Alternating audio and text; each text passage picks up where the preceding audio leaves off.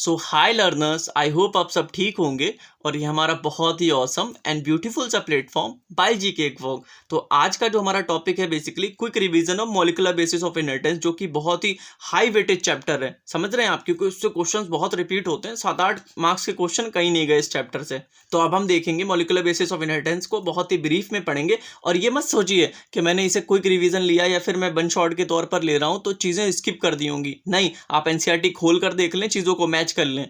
समझ रहे हैं, आपके पहले पेज तक से आपको कुछ स्किप नहीं मिलेगा। हर चीज मैंने इसके अंदर इंक्लूड की है। तो वीडियो को एंड तक देखें और आपके लिए वीडियो बहुत ही हेल्पफुल होने वाली है। ठीक है, आपकी जेनेटिक्स स्ट्रांग हो जाएगी। मतलब इतना हो जाएगा कि बोर्ड्स में आपके सामने क्वेश्चन आएगा, आप मक्खन की तरह कर दोगे। मतलब इजीली आपसे क्वेश्चन बन जाने वाला है। तो आइए स्टार्ट करते हैं विद फुल ऑफ एनर्जी। हमारा आज का जो टॉपिक है quick revision of molecular basis of inheritance.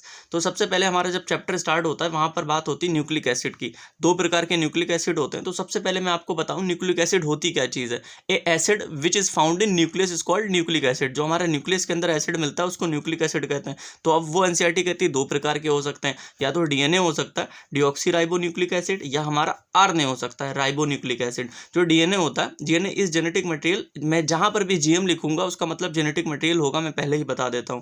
मैंने चीज़ों को शॉर्ट में लिखने की कोशिश की है, वरना जो हमारे नोट्स हैं बहुत बड़े बन जाते हैं। अगर आप कहेंगे तो मैं इन नोट्स का क्या करूंगा, पीडीएफ बनाकर डिस्क्रिप्शन में डाल दूंगा। तो DNA is genetic material in all types of cell, like prokaryote में। प्रोकैरियोट्स में भी अगर आप देख लो, हमारा यू बैक्टीरिया हो गया या फिर आर्की बैक्टीरिया हो गया यूकैरियोट्स के केस में। ठीक है, प्लांट सेल, एनिमल सेल, जितने भी प्रकार के सेल्स होते हैं सबके अंदर मोस्टली हमारा जो जेनेटिक मटेरियल होता है वो डीएनए ही होता है। आरएनए बहुत ही कम सेल्स के अंदर होता है। Like only in virus RNA is genetic material. तो जो हमारा वायरस होता है, लाइक कोविड के टाइम पे आपने सुना होगा कोरोना वायरस जो आया था, उसमें क्या था, हमारा जेनेटिक मटेरियल कौन था, आरएनए था।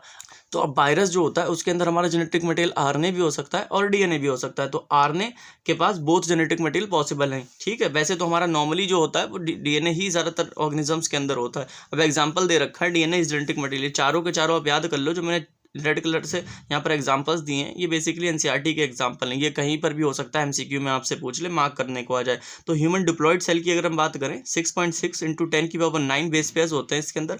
अगर इसे 2 से डिवाइड कर दो तो हैप्लॉयड आ जाएगा हमारा 3.3 × 10⁻9 बेस पेयर। अब ई कुलाई की हम बात करें, 4.6 × 10⁻6 बेस पेयर एनसीईआरटी कहती है। जबकि लैम्डा फाज में ऐसे 48,502 बेस पेयर, इस तरीके से याद कर लो। 5 × 174 जो हमारा सिंगल स्टैंडर्ड डीएनए होता है, जिसमें बेस पेयर तो कह नहीं सकते, बेस पेयर तो हमेशा डबल स्टैंडर्ड डीएनए में होता है। यहाँ पर न्यूक्लियोटाइड्स होंगे, यहाँ पर 5386 न्यूक्लियोटाइड्स हमारे मिलेंगे। अब हम स्ट्रक्चर ऑफ न्यूक्लिक एसिड की तरफ बढ़ते हैं, विच इज मोस्ट इंपॉर्टेंट, या कहें हम काफ़ी ज़्यादा इंपॉर्टेंट है। मैं आपको बिल्कुल बहुत अच्छे से समझाने वाला हूँ कि न्यूक्लिक एसिड का स्ट्रक्चर बेसिकली क्या होता है और कैसा होता है। तो दो प्रकार के हमारे क्या होते हैं यहाँ पर, न्यूक्लिक एसिड, डीएनए, और इन्हीं के ही रेफरेंस में हम बात करेंगे। कभी डीएनए के बारे में बताऊंगा, कभी मैं आपको आरएनए के बारे में बताऊंगा, यहाँ पर जो टॉपिक चल रहा है। ठीक है, जो हमारा डीएनए होता है उसमें दो प्रकार की पॉलीन्यूक्लियोटाइड चेन होती हैं, जबकि आरएनए के अंदर सिर्फ और सिर्फ सिंगल प्रकार की पॉलीन्यूक्लियोटाइड चेन होती है। इस तरीके से nucleotide nucleotide nucleotide nucleotide n into nucleotide, आप समझ सकते हैं। बहुत सारे जब हमारे न्यूक्लियोटाइड मतलब इकट्ठा हो जाते हैं या फिर एक स्ट्रेट लाइन में इस तरीके से जुड़ते चले जाते हैं तो एक पॉलीन्यूक्लियोटाइड चेन बन जाती है।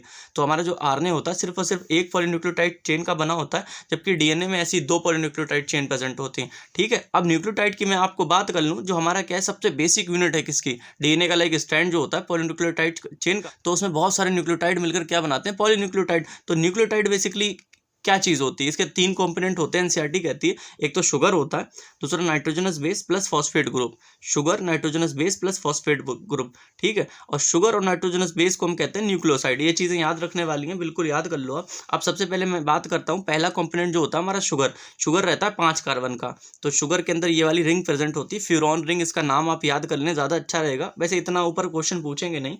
ठीक है, 1 कार्बन, 2 कार्बन, 3 कार्बन, 4 कार्बन, ये ऊपर एक होता है 5 कार्बन। टोटल हमारी क्या होती है, पेंटोज शुगर होती है इसके अंदर। In case of DNA RNA दोनों के केस में हमारी पेंटोज ही शुगर होती है, पेंटोज ही शुगर होती है 5 कार्बन की, इसलिए हम इसे पेंटोज कहते हैं। तो अगर हमारा आरएनए है तो उसके केस में राइबोज शुगर होगी, जबकि अगर डीएनए है उसके केस में हमारी डीऑक्सी राइबोज शुगर होगी। तो इनके बीच में अंतर क्या होता है, बेसिकली आप देख सकते हैं यहाँ पर जिस प्रकार से हमारी ये शुगर प्रेजेंट है वो आरएनए के केस में भी होगी और डीएनए के केस में भी होगी, क्योंकि दोनों क्या हमारी पॉलीन्यूक्लियोटाइड चेन है और दोनों के अंदर न्यूक्लियोटाइड प्रेजेंट है। जब न्यूक्लियोटाइड प्रेजेंट है, शुगर भी होगा, नाइट्रोजनस बेस भी होगा, फॉस्फेट ग्रुप भी होगा। तो जब शुगर होगी, शुगर के अंदर ये रिंग होगी, तो ये वाली जो पोजीशन कहलाती है 1' कहलाती है, this is 2', and this is 3 prime and this is 4 prime and this is 5 prime. तो बेसिकली होता क्या है, जब हम बात करते हैं आरएनए की, तो जिसमें राइबोज शुगर होती है उसमें 2 डैश के ऊपर या फिर 2 प्राइम के ऊपर OH प्रेजेंट होता है। यहाँ पर आप देखें, यहाँ पर क्या होगा, OH होगा इन केस ऑफ आरएनए। और ये एनसीईआरटी कहती है ये जो OH ग्रुप होता है लेबाइल टू डिग्रेडेशन, कि मतलब कोई भी एंजाइम या फिर कैटलिस्ट आकर इसको क्या कर सकता है, इसको डिग्रेड कर सकता है, डाइजेस्ट कर सकता है, खराब कर सकता है। तो आरएनए इसलिए हमारा स्टेबल नहीं होता ज़्यादा, इसीलिए हमने क्या किया, लाइक नेचर ने क्या किया, आरएनए से डीएनए को इवॉल्व कर लिया। 2H से क्या आ गया हमारा यहाँ पर सिर्फ और सिर्फ H, कहीं ना कहीं ये ऑक्सीजन रिमूव हो गई होगी, इससे क्या होता है हमारा डीऑक्सीराइबोज आ गया, जब यहाँ पर OH की जगह H आ गया। अब जो हम डीएनए के केस में अगर ये हम 5 कार्बन की फ्यूरॉन रिंग बनाएंगे ना, उसमें यहाँ पर OH नहीं, यहाँ पर सिर्फ और सिर्फ H आएगा, तो हमारा डीएनए ज़्यादा स्टेबल हो जाएगा। तो आप याद रखें बेसिकली राइबोज के केस में 2 डैश के ऊपर OH आता है, जबकि डीऑक्सीराइबोज के केस में 2H के ऊपर 2 डैश के ऊपर H आता है। ठीक है, ये चीज़ें आप याद रखें, और जिस पार्ट से क्वेश्चन बनने की संभावना सबसे ज़्यादा रहेगी मैं उन चीज़ों को मेंशन करता चलूँगा। ठीक है, यहाँ पर कुछ न्यूक्लियोटाइड से रिलेटेड चीज़ें हैं, आप ध्यान से देखें, आपको ईजिली समझ में आ जाने वाली चीज़ें। ठीक है, तो अब हमारा जो दूसरा कंपोनेंट है, शुगर को हमने समझ लिया, अब हम नाइट्रोजनस बेस को समझने वाले हैं। नाइट्रोजनस बेस के 2 प्रकार होते हैं। ठीक है, एनसीईआरटी कहती है एक तो प्यूरिन होता है, दूसरा पिरिमिडीन होता है। प्यूरिन को आप ऐसे याद रखें AG करके एडेनिन एंड गुआनिन। पिरिमिडीन को कैसे याद करना, CUT कट, हमारा cytosine, uracil and thymine.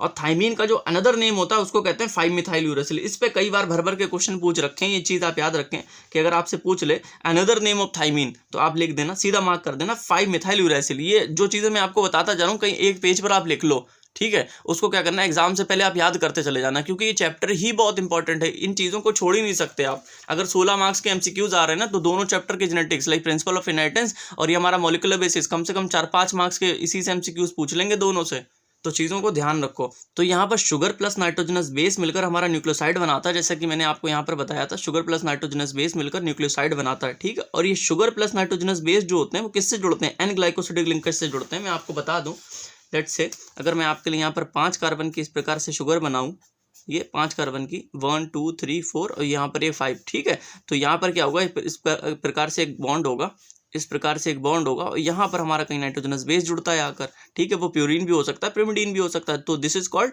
N glycosidic linkage, N glycosidic linkage.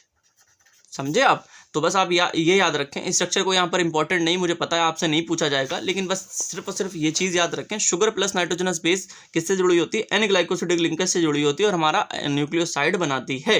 ठीक है, हम यहाँ पर क्या करेंगे, शुगर लेंगे। सबसे पहले हम आरएनए का केस ले रहे हैं। आरएनए के केस में हमारी, मैंने आपको बताया था, राइबोज शुगर होती है, जबकि डीएनए के केस में डीऑक्सीराइबोज होती है। तो शुगर प्लस नाइट्रोजनस बेस को जोड़ेंगे, फिर न्यूक्लियोसाइड बनाएंगे। तो शुगर हमारा यहाँ पर क्या है, ribose in case of RNA. Adenine जोड़ा हमने तो हमारा एडिनोसिन बना, राइबोज प्लस गुआनिन जोड़ा हमने, गुआनोसिन बना, राइबोज प्लस साइटोसिन जोड़ा हमने, साइटिडीन बना, और हमारा फिर राइबोज प्लस यूरेसिल जोड़ा, यूरिडीन बना। अब हम देखते हैं डीएनए के केस में क्या रहता है। डीएनए के केस में तो हमारी राइबोज शुगर रहती नहीं होगी, वहां पर रहती है डीऑक्सीराइबोज। राइबोज प्लस एडेनिन हमारा डीऑक्सीएडेनोसिन। जब आप देखें यहाँ पर डीऑक्सीएडेनोसिन, डीऑक्सी का मतलब ही होता है कि हमारा डीएनए के केस में जो टर्म यूज होता है, यहाँ पर मैंने आपको बताया था 2 प्राइम या फिर 2 डैश के ऊपर OH नहीं, सिर्फ और सिर्फ H रह जाता, तो कहीं ना कहीं बता रहा कि ऑक्सीजन एब्सेंट है, इसलिए डीऑक्सी। समझ रहे हैं आप? तो डीऑक्सी राइबोज प्लस गुआनिन हमारा डीऑक्सी गुआनोसिन बना देगा। ठीक है, सॉरी मैंने यहाँ पर गुआनिन लिख दिया, ये रहेगा डीऑक्सी गुआनोसिन रहेगा। ठीक है, डीऑक्सी राइबोज प्लस साइटोसिन हमारा मिलकर डीऑक्सी साइटिडीन बना देगा। डीऑक्सी राइबोज प्लस थाइमिन मिलकर डीऑक्सी थाइमिडीन बना देगा। ठीक है, अब यहाँ पर बता रहे हैं कि हमारे 2 न्यूक्लियोटाइड जो होते हैं, लेट्स से अगर मैं आपको बताऊँ, थोड़ा सा समझा भी देता हूँ कि इस प्रकार से अगर हमारा कोई डीएनए का स्ट्रैंड है तो बहुत सारे किससे मिलकर बना होता है, इस प्रकार से न्यूक्लियोटाइड से मिलकर बना होता है। और ये 2 न्यूक्लियोटाइड जुड़े होते हैं फॉस्फोडाइस्टर बॉन्ड से। किससे? फॉस्फोडाइस्टर बॉन्ड से। ये चीज़ बिल्कुल रट लो, घोल कर पी लो, बिल्कुल। 3 प्राइम से 5 प्राइम इसकी डायरेक्शन रहती है। मैं ज़्यादा कोई स्ट्रक्चर के अंदर नहीं जा रहा, चीज़ों को सिर्फ और सिर्फ आपको मेमोराइज कराने की कोशिश कर रहा हूँ। ठीक है, 2 न्यूक्लियोटाइड हमारे क्या लिंक बाई फॉस्फोडाइस्टर बॉन्ड, इनकी डायरेक्शन रहती है 3 प्राइम से 5 प्राइम डायरेक्शन, और इन पर क्वेश्चन आने की संभावना रहती है, ऐसे नहीं, मैंने आपको यहाँ पर बता दिया। New nucleotide always get attach to 3-OH। तो बेसिकली यहाँ पर मैंने एक सिंगल स्ट्रैंड बनाया इस प्रकार से, फिर यहाँ पर डबल स्टैंडर्ड डीएनए बनाया, वो है एक ही तरीके से। ठीक है, तो आप देखें यहाँ पर 5 प्राइम से 3 प्राइम क्या है, हमारा एक स्ट्रैंड बना हुआ है, जिसके अंदर 5 प्राइम डैश पर क्या है हमारा फॉस्फेट प्रेजेंट है, जबकि 3 डैश के ऊपर एक फ्री OH ग्रुप प्रेजेंट है। ठीक है, तो ये कह रहे हैं new nucleotide always get attach to 3 dash OH end. तो हमारा नया न्यूक्लियोटाइड कोई भी आएगा तो 3 डैश OH पे आकर जुड़ेगा। तो बेसिकली क्या रहता होगा, लेट्स से अगर हमारा ये 5 प्राइम है और दिस इज 3 प्राइम, तो यहाँ पर कोई OH ग्रुप रहता होगा, तो नया न्यूक्लियोटाइड जो आता होगा इस तरीके से, ठीक है, तो इसके साथ बॉन्ड बना लेता होगा 3 डैश वाले के साइड पर। तो इस प्रकार से हमारा क्या है, हमारा जो स्ट्रैंड होता होगा DNA का वो एक्सटेंड होता चला जाता होगा। अब यहाँ पर मैं आपको बताऊं, शुगर फॉस्फेट शुगर, ठीक है, या फिर इस वाले स्ट्रक्चर को आप देखें बहुत ज़्यादा क्लियर समझ में आएगा, sugar phosphate sugar phosphate sugar. तो एनसीईआरटी कहती है इसके बारे में कि शुगर फॉस्फेट के कोई भी स्टैंड है उसके अंदर शुगर फॉस्फेट इस प्रकार से अल्टरनेट वे में प्रेजेंट होता है और क्या बनाता है, हमारा बैकबोन बनाता है। दोनों स्ट्रक्चर में आप देख लो, शुगर फॉस्फेट और जो हमारे बेसेस होते हैं बेसिकली नाइट्रोजनस बेसेस अंदर की तरफ प्रोजेक्ट करते हैं इसे। तो यहाँ पर कह रहा है so polynucleotide chain has sugar phosphate backbone, sugar और फॉस्फेट की बैकबोन होती है इन पॉलीन्यूक्लियोटाइड चेन के पास में, और बेसिस प्रोजेक्ट एनसाइड, ये एनसीईआरटी की बेसिकली लाइन है कि हमारे जो बेसिस जो होते हैं नाइट्रोजनस बेसिस वो अंदर के लिए से प्रोजेक्ट करते होते हैं। ठीक है, अब यहाँ पर मैंने कुछ नोट भी लिखा है, 10 न्यूक्लियोटाइड चेन, अगर हमारे पास एक चेन है उसके अंदर 10 न्यूक्लियोटाइड हैं तो उसके अंदर 10 शुगर होंगे और 10 नाइट्रोजनस बेस होंगे। क्यों होंगे कि हमारे पास अगर एक न्यूक्लियोटाइड है उसके अंदर क्या प्रेजेंट होगा, sugar nitrogenous base plus phosphate group. तो हर न्यूक्लियोटाइड के पास एक शुगर होगी, एक नाइट्रोजनस बेस होगा, एक ही फॉस्फेट होगा। तो अगर हम 10 क्या लें, 10 हम न्यूक्लियोटाइड लें तो 10 शुगर होंगी, 10 नाइट्रोजनस बेस होंगे। तो यहाँ पर बात करें फॉस्फोडेस्टर बॉन्ड की तो क्या रहेंगे, 9 रहेंगे। 10 न्यूक्लियोटाइड के अंदर 9 फॉस्फोडेस्टर बॉन्ड रहेंगे। क्यों रहेंगे, मैं सिंपल से आपको बताता हूँ कि हमारे अगर 2 न्यूक्लियोटाइड होते हैं उनके बीच में क्या रहता है, एक हमारा फॉस्फोडेस्टर बॉन्ड रहता है। इसी प्रकार से 10 के बीच में कितना रहेगा, 9 फॉस्फोडेस्टर बॉन्ड रहेगा।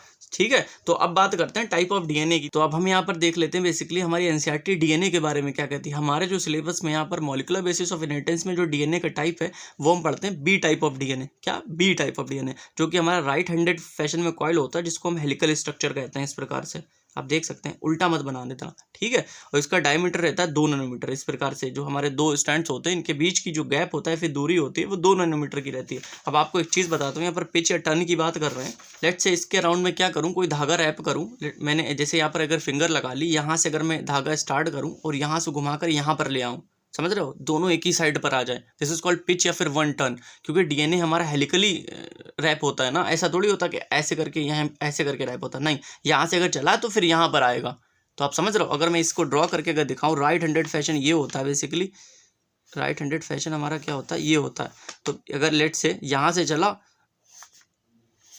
अगर इस तरीके से मैं रफली समझा दे रहा हूँ, यहाँ तक आया, दिस इज कॉल्ड 1 पिच, ताकि आपको ये कैलकुलेशन समझ में आ जाए। 1 पिच के अंदर कितने होते हैं, 10 बेस पेयर्स होते हैं, which is equals to 3.4 nanometre या फिर हमारा 34 एंगस्ट्रॉन। ठीक है, तो यहाँ पर क्या हमारी एक पिच के अंदर क्या होती है, 10 बेस पेयर्स, हमारा एक बेस पेयर का डिस्टेंस कितना होगा। ठीक है, एक बेस पेयर कितनी डिस्टेंस कवर करता है या फिर 2 बेस पेयर के बीच की दूरी कितनी होगी। तो हम इसे अगर 10 से डिवाइड कर दें, क्योंकि 10 बेस पेयर में इतना आता है, तो एक बेस पेयर की डिस्टेंस कितनी रहेगी, 3.4 बटा 10, तो बेसिकली कितना आया, 0.34 नैनोमीटर। तो बेसिकली ये हमारी पिच रहती है। ठीक है, पिच हमारी कितनी रहती है, 3.4 नैनोमीटर। फिर 34 एंगस्ट्रॉम, एक टन में 10 बेस पेयर होते हैं, इसलिए हमारा डिस्टेंस बिटवीन बेस पेयर, समझ रहे हो, 2 बेस पेयर के बीच की दूरी कितनी रहती है, फिर डिस्टेंस रहती है 0.34 नैनोमीटर। ये चीज़ रट लो, ये क्वेश्चन में आपको काम आएगी। ये चीज़ याद कर लें, एनसीईआरटी की है, एक्स्ट्रा नहीं है, इसलिए मैं आपसे कह रहा हूँ ये चीज़ याद करने वाली है। सो अब हम देख लेते हैं डिस्कवरी ऑफ डीएनए। तो बेसिकली डिस्कवरी ऑफ डीएनए की अगर हम बात करें, सबसे पहले हमारे 1869 के टाइम पे मिशर जो थे उन्होंने क्या खोजा, न्यूक्लिन खोजा। ये चीज़ याद कर लें, इसलिए मैंने यहाँ पर इंक्लूड की। विल्किंस एंड फ्रैंकलिन ने क्या करा, एक्सरे डेटा डिफ्रैक्शन दिया था, इसके ऊपर स्टडी की थी। फिर हमारा चारगफ रूल आया। चारगफ रूल क्या कहता है, एडनीन और जो हमारा थाइमीन का रेशियो है इज इक्वल्स टू ग्वानिन का एंड साइटोसिन का रेशियो इज इक्वल्स टू 1। तो इस प्रकार से इक्वेशन है, adenine upon thymine, guanine upon cytosine is equals to 1। तो ये याद कर लें फॉर डीएनए नॉट आरएनए। तो जो हमारा चारगफ रूल होता है, इसके लिए एक इंपॉर्टेंट जो मैं बात बता रहा हूँ कि डबल स्टैंडर्ड जो हमारा डीएनए होता है उसके लिए लगता है, आरएनए पे कभी नहीं लगता है। हो सकता है आपको एमसीक्यू दे दें, कहते हैं आरएनए के केस में हमारा चारगफ रूल क्या रहेगा यहाँ पर, तो लगने ही वाला नहीं है। ठीक है, अब हम बढ़ते हैं हमारा डीएनए डबल हेलिक्स मॉडल की तरफ। जो hallmark of double helix model है उसमें यहाँ पर क्या कहना है, हॉलमार्क का मतलब होता है कि इस चीज़ का फीचर या फिर मेन पॉइंट क्या था। तो डीएनए डबल हेलिक्स मॉडल का जो फीचर था या फिर जिस चीज़ पर वो बेस था वो था complementary base pairing. Complementary base pairing help to predict complementary strand sequence. तो बेसिकली बात करें कॉम्प्लीमेंट्री बेस पेयरिंग किस प्रकार से हेल्प करती है, अगर हमारे पास कोई ऐसे स्ट्रैंड है, ठीक है, अगर इसका हमें सब सारे के सारे सीक्वेंसेस पता है तो कॉम्प्लीमेंट्री बेस पेयरिंग के थ्रू हम दूसरे स्ट्रैंड की भी क्या कर सकते हैं, सीक्वेंसेज निकाल सकते हैं। अगर यहाँ एडनिन है तो यहाँ थाइमिन आएगा, यहाँ ग्वानिन है तो हमारा यहाँ पर साइटोसिन आएगा। तो इस प्रकार से ये चीज़ हेल्प करती है। तो 1953 के टाइम पर वॉटसन एंड क्रिक ने क्या किया था, ये चीज़ याद रखें 1953। और डीएनए डबल हेलिक्स मॉडल किसने दिया था, वॉटसन एंड क्रिक ने दिया था डीएनए डबल हेलिक्स मॉडल। तो इसके जो 4-5 पॉइंट्स है मैं आपको बता दूं, एज सच आप चिपका सकते हैं अगर आपको लॉन्ग या फिर ये 3 मार्क्स क्वेश्चन में आने की संभावना बहुत रहती है। ठीक है, इस चैप्टर से जो सबसे ज़्यादा संभावना रहती है 5 मार्कर या फिर लॉन्ग में, वो रहती है हमारे जो एक्सपेरिमेंट दे रखे हैं, लाइक ग्रिफिथ का एक्सपेरिमेंट, एवरी मैककार्टी मैक्लियोड का एक्सपेरिमेंट, या फिर हर्शे चेस का एक्सपेरिमेंट, मिसेल्सन एंड स्टाल का एक्सपेरिमेंट। तो यहाँ पर सबसे पहले पॉइंट में बात कर रहे हैं DNA, 2 polynucleotide chain, each chain have sugar phosphate backbone. जैसा कि मैंने आपको बताया था कि हमारा क्या होता है इस प्रकार से, शुगर फॉस्फेट, शुगर फॉस्फेट, जो हमारी पॉलीन्यूक्लियोटाइड चेन होती है, जैसे यहाँ पर 2 की बात कर रहे हैं तो ऐसे ले लो आप, फॉस्फेट, शुगर, फॉस्फेट, दोनों के दोनों जो हमारे स्टैंड होते हैं ऑफ डीएनए, या फिर 2 पॉलीन्यूक्लियोटाइड चेन होती है, उनकी जो बैकबोन होती है वो शुगर और फॉस्फेट की बनी होती है। बेसिकली ये जो स्ट्रक्चर है मेन, शुगर फॉस्फेट इस प्रकार से होता है। ठीक है, फॉस्फेट बैकबोन का बना होता है। अब हमारा दूसरा पॉइंट यहाँ पर क्या कह रहा है, both chain anti parallel polarity होती है। एक स्टैंड अगर 5 प्राइम से 3 प्राइम होता है तो दूसरा 3 प्राइम से 5 प्राइम होता है। ठीक है, अगर ये हमारा 5 प्राइम से 3 प्राइम रहा होगा तो ये क्या रहेगा, 3 प्राइम से 5 प्राइम रहेगा। इजी सी बात है, ये तो पता ही। जो हमारा पॉइंट 3 है उसमें क्या कह रहे हैं, एडेनिन हमारा क्या है, 2 हाइड्रोजन बॉन्ड के साथ में थाइमिन से जुड़ता है, जबकि ग्वानिन जो होता है वो 3 हाइड्रोजन बॉन्ड के साथ में किससे, साइटोसिन से जुड़ता है। जो हमारा 4th पॉइंट है, करें DNA is right handed coil. Basically इस प्रकार से हमारा राइट हैंडेड फैशन में कॉइल होता है, हेलिकल स्ट्रक्चर, ना कि ऐसे होता है। पिच होती है 3.4 नैनोमीटर, 10 बेस पेयर इन 1 टर्न। ठीक है, जो कि एक पिच होती है उसमें 10 बेस पेयर होते हैं, 0.34 nanometre between 2 base pair, 2 base pair ऐसे प्रेजेंट है, तो इसके बीच में कितनी 0.34 नैनोमीटर की हमारी डिस्टेंस रहती है।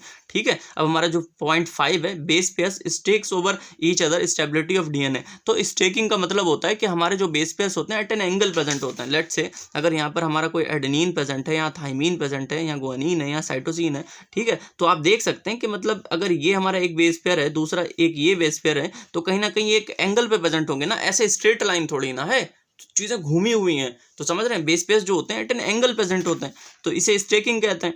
सो स्टेबिलिटी ऑफ डीएनए जो होती है बेसिकली 2 चीज़ों के ऊपर डिपेंड करती है। एक तो स्टेकिंग ऑफ बेस पेयर्स, कि हमारे बेस पेयर्स किस प्रकार से एंगल पे प्रेजेंट होते हैं, और हमारे हाइड्रोजन बॉन्ड्स, लाइक हमारे जो डबल स्टैंडर्ड डीएनए होता है उसके बीच में जो हाइड्रोजन बॉन्ड्स प्रेजेंट होते हैं। ठीक है, एडीन और हमारा थाइमिन के बीच में, ग्वानिन और साइटोसिन के बीच में, इस प्रकार से हाइड्रोजन बॉन्ड। क्योंकि हमें मालूम जब हम हाई टेम्परेचर देते हैं, ये क्या होता है, डबल स्टैंडर्ड डीएनए जो होता है ऐसे डीनेचर होकर अलग हो जाता है, समझ रहे हैं आप। लेकिन जब टेम्परेचर गिरता है फिर से जुड़ जाता है, तो ये एक्स्ट्रा स्टेबिलिटी दे रहा है ना, स्टेकिंग ऑफ बेस पेयर, दूसरा हाइड्रोजन बॉन्ड, दोनों चीजें आप याद रखें। अब हम बात करते हैं सेंट्रल डोगमा के बारे में। सेंट्रल डोगमा कुछ नहीं होता, flow of genetic information at molecular level. Central dogma जो दिया गया था क्रिक द्वारा दिया गया था, इसमें क्या कहते हैं, फ्लो ऑफ जनरेशन। सो इसमें क्या कहते हैं, flow of genetic information at molecular level. तो हमारा क्या है, मॉलिक्यूलर लेवल पर, कहीं जीन्स के लेवल पर क्या होती है, जेनेटिक इन्फॉर्मेशन की फ्लो होती है। सो क्रिक ने क्या बताया था, या फिर जो हमारे एनसीईआरटी में दे रखा है कि डीएनए क्या करता है, सबसे पहले अपनी कॉपी बनाता है, या फिर जिस प्रोसेस को हम कहते हैं रेप्लिकेशन। फिर क्या करता है, ट्रांसक्रिप्शन के थ्रू जो जेनेटिक इन्फॉर्मेशन डीएनए में थी वो आरएनए में चली जाती है, बेसिकली एमआरएनए में चली जाती है, उसे ट्रांसक्रिप्शन कहते हैं। फिर एमआरएनए से क्या होता है, प्रोटीन के अंदर वो इन्फॉर्मेशन चली जाती है, उसको ट्रांसलेशन कहते हैं। और फिर हमारा जो प्रोटीन होता है वो कैरेक्टर या फिर ट्रेट एक्सप्रेस करा देता है अकॉर्डिंग टू मेंडल। ये चीज़ हमें पता है। ठीक है, अब DNA replication bye DNA dependent DNA polymerase, तो यहाँ पर कुछ एंजाइम्स का मैंने आपके लिए नाम कंसीडर किया है जो कि इंपॉर्टेंट है। जो डीएनए रेप्लिकेशन होती है bye DNA dependent DNA polymerase, जहाँ पर भी डीएनए डिपेंडेंट का मतलब मैं आपको समझाता हूँ, अगर डीएनए डिपेंडेंट है या फिर आरएनए डिपेंडेंट। डिपेंडेंट का मतलब ये है कि DNA acting as a template. तो बेसिकली अगर इस प्रकार से 2 डबल स्टैंडर्ड डीएनए होता है, अगर नया डीएनए भी हमें बनाना हो तो दोनों के दोनों जो स्टैंड होते हैं वो एज ए टेम्पलेट काम करते हैं। इन्हीं के आधार पर हमारा क्या होता है, नए डीएनए का सिंथेसिस होता है। तो बाय जो हमारा डीएनए रेप्लिकेशन होती है bye DNA dependent DNA polymerase, जबकि और जो ट्रांसक्रिप्शन होती है bye DNA dependent RNA polymerase. Basically जो हम आरएनए की सिंथेसिस करते हैं उसमें भी हमारा टेम्पलेट या फिर आधार क्या रहता है, वो डीएनए ही रहता है। ये चीज़ आप याद कर लें, रट पाएं तो रट लें। In some viruses like retrovirus RNA dependent RNA polymerase, क्योंकि वहां पर हम आरएनए से डीएनए बनाते हैं, तो टेम्पलेट क्या हुआ, आधार, इसके आधार पर हम डीएनए बना रहे हैं ना, तो आरएनए डिपेंडेंट डीएनए पॉलीमरेज बना क्या रहे हैं, डीएनए बना रहे हैं। जो अब हमारा टॉपिक है बेसिकली पैकेजिंग ऑफ डीएनए। तो मैंने जैसा कि आपको पहले बताया था कि हमारा जो क्या होता है, हमारे सेल के अंदर न्यूक्लियस होता है जिसका डायमीटर 1 माइक्रोमीटर या फिर 10⁻⁻⁶ मीटर होता है, ठीक है। और 2.2 मीटर का हमारा जो डीएनए होता है यूकैरियोट्स के केस में, उस इतने बड़े डीएनए को हमें इतने कम स्पेस में रखना, तो बेसिकली क्या करना पड़ेगा, हमें डीएनए को ऐसे उलझाना पड़ेगा या फिर कंप्रेस करके पास लाना पड़ेगा, ठीक है, तभी हम पैकेजिंग करते हैं ऑफ डीएनए। तो बेसिकली क्या होता है पैकेजिंग ऑफ डीएनए में, DNA need to keep in too less space, कि हमें कम स्पेस में डीएनए को रखना, इसलिए हमें पैकेजिंग करना है।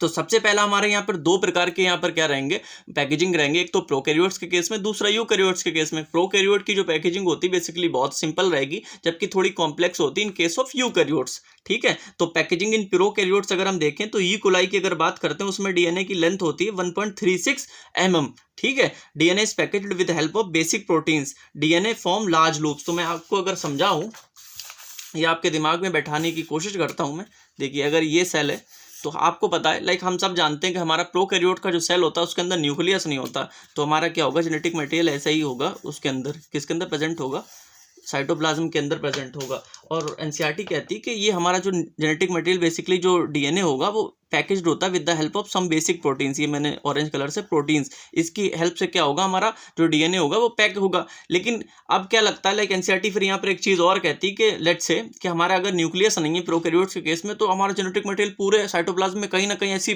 पड़ा रहता होगा, स्केटर रहता होगा। नहीं, क्या होता है, हमारा बेसिक प्रोटीन्स की मदद से क्या होता है, एक जगह पर इकट्ठा हो जाता है, लाइक इतने स्पेस, लेट्स से इतने स्पेस के अंदर, और इस स्पेस को हम कह देते हैं nucleoid.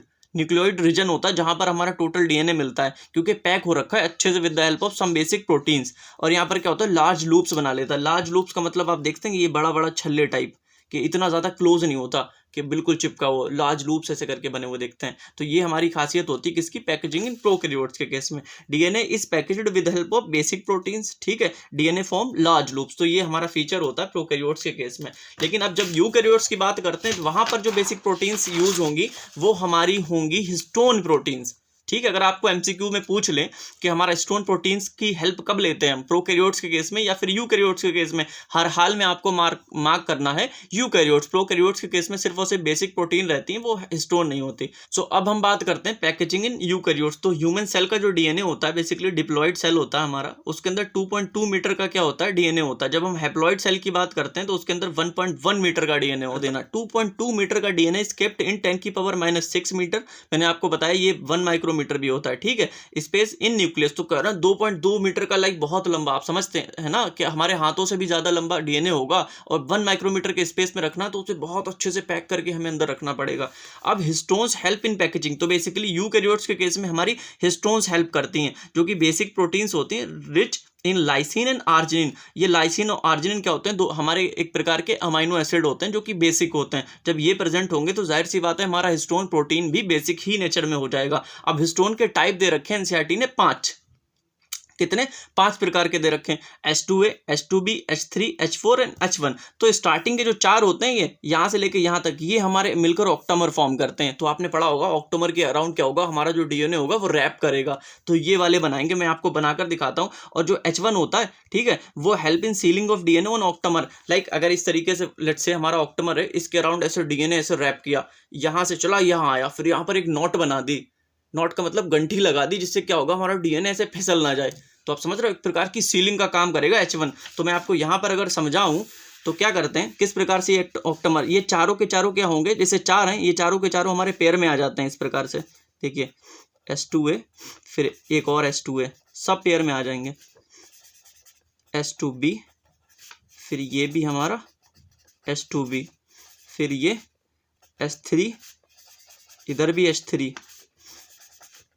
H4 and this is H4। तो आप देखें यहाँ पर क्या होगा, एक ऑक्टामर तैयार हो जाएगा। ऑक्टामर मतलब 8 यूनिट का structure is called octamer.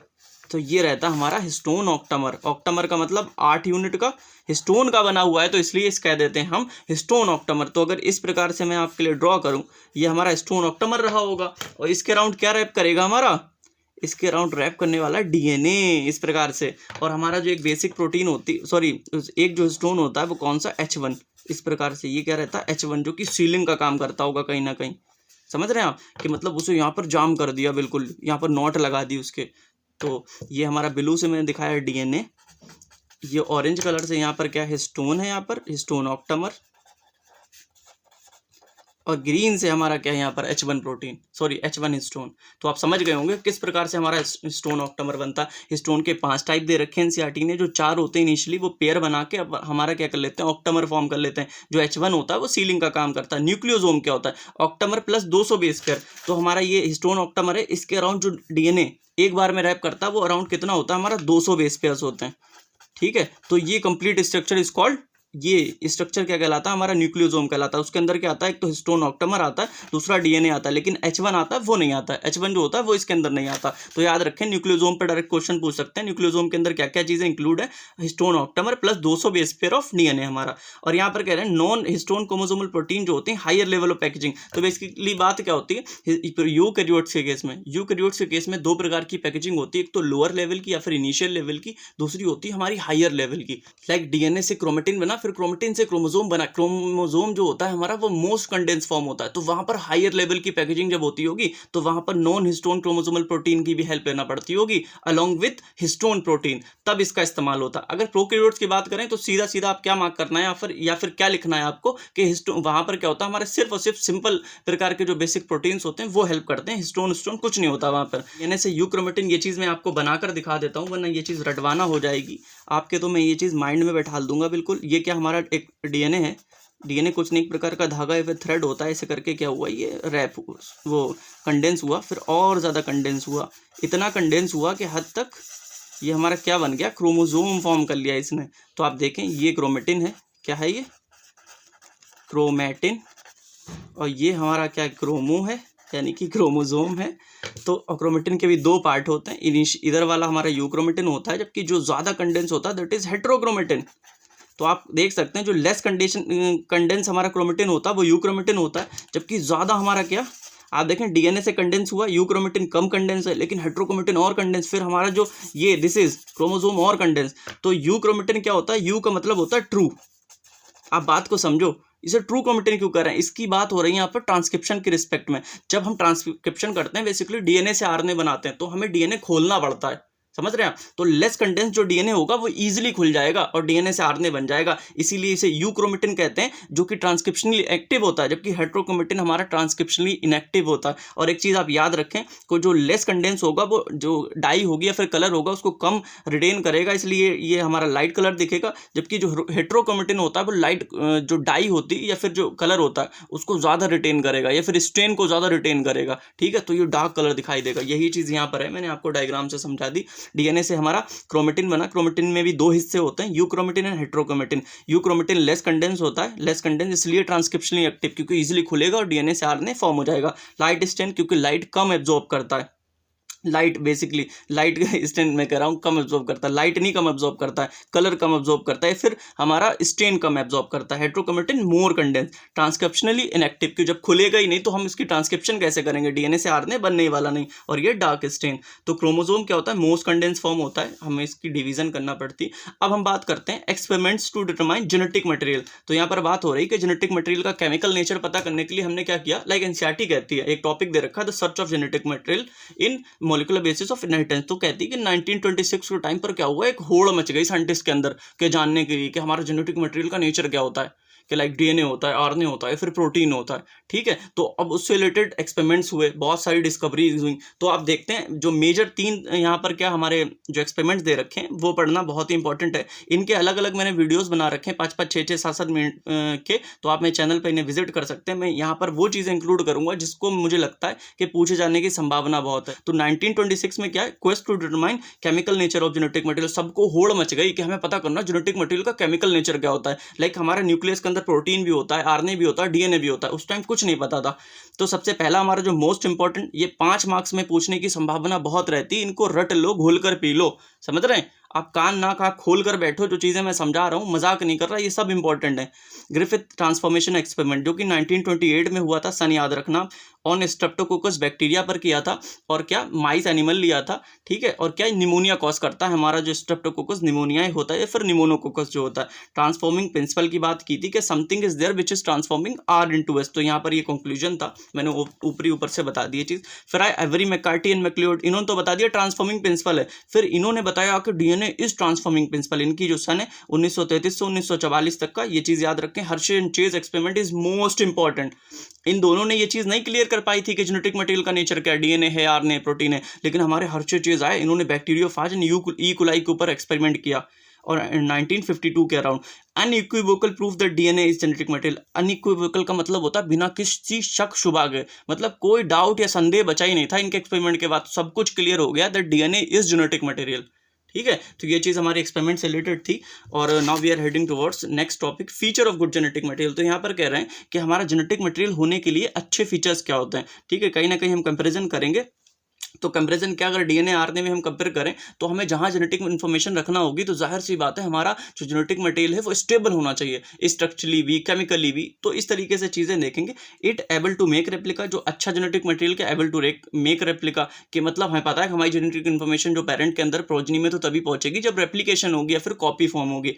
Structurally and chemically stable, हमें जेनेटिक इन्फॉर्मेशन सेफ रखना है। स्लो म्यूटेशन, लाइक हमारा क्या होता है, कोविड के टाइम पे आपने देखा होगा कोविड के कितनी जल्दी जल्दी वेरिएंट्स आ रहे थे, वहां पर आरएनए वायरस था, आरएनए वायरस जल्दी जल्दी म्यूटेट करता है, तो स्लो म्यूटेशन चाहिए होती है, इसलिए हमारा जो डीएनए होता है बहुत ही स्लो म्यूटेट करता है, इसलिए अच्छा जेनेटिक मटेरियल होता है। क्योंकि आरएनए इसीलिए हर जगह जेनेटिक मटेरियल नहीं होता, क्योंकि उसमें बहुत तेजी से क्या होता है, म्यूटेशन होती है, सब जो जेनेटिक इन्फॉर्मेशन है वो अल्टर हो जाएगी। एक्सप्रेस इन मेंडेलियन पैटर्न, तो यहाँ पर मेंडल ने क्या कहा था कि डीएनए से आरएनए बनेगा, आरएनए से प्रोटीन। बेसिकली उसने ये बोला था कि प्रोटीन के फॉर्म में ही हमारा क्या होता है, ट्रेट या फिर करेक्टर एक्सप्रेस करता है। तो डीएनए क्या करता है, डीएनए बनाता है आरएनए, फिर आरएनए से प्रोटीन। तो बेसिकली डीएनए भी हमारा क्या करता है, प्रोटीन के थ्रू ही करेक्टर के एक्सप्रेशन कराता है। अब एक छोटा सा टॉपिक दे रखा है आरएनए वर्ल्ड, तो यहाँ पर आरएनए की कुछ विशेषताएं बताएंगे।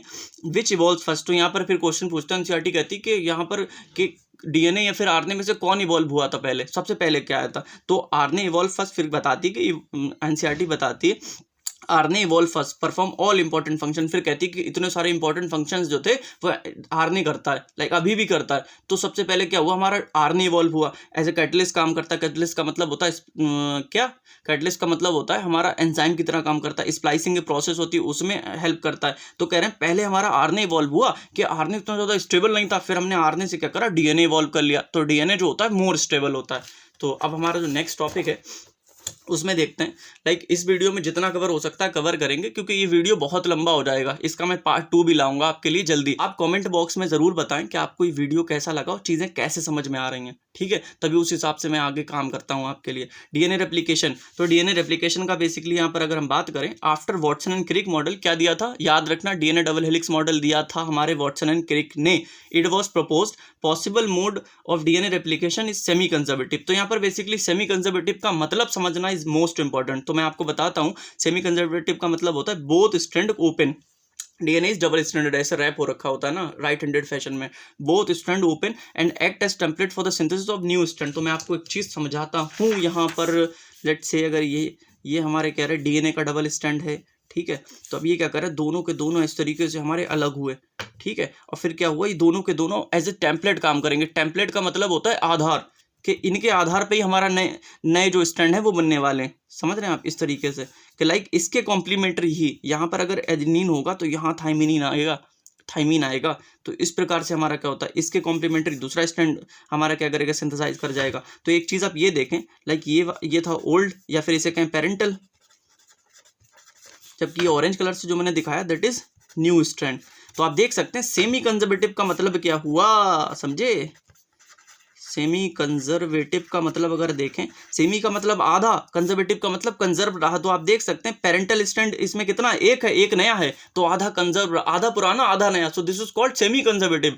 दो हमारे पास ऐसे स्ट्रैंड थे, अलग हुए, इसके कॉम्प्लीमेंट्री इसका बन गया, इसके कॉम्प्लीमेंट्री इसका बन गया। So this is called semi conservative nature of DNA replication, ये बताया था वॉटसन एंड क्रिक ने। ठीक है, तो अब क्या है, फॉर द सिंथेसिस ऑफ, अब ये क्या करें, so before process of DNA replication, DNA replication हमारा डिस्कवर भी नहीं हो पाया था। Experiment to prove DNA replication is semi conservative, बहुत सारे एक्सपेरिमेंट होने लगे कि ये देखने के लिए डीएनए रेप्लिकेशन हमारा सेमी कंजर्वेटिव होता है कि नहीं होता है। तो एक चीज़ याद रखें, ये चीज़ कई बार पूछ चुके हैं कि फर्स्ट एक्सपेरिमेंट किस पे हुआ था, तो याद रखना ई कोलाई पर हुआ था, ये चीज़ प्रूव करने के लिए that DNA replication is semi conservative. ये इंपॉर्टेंट है, ये पीवाईक्यूज में पूछा गया है, इसलिए मैंने यहाँ पर इसे अलग से लिख दिया, लाइक क्या, इस चीज़ को।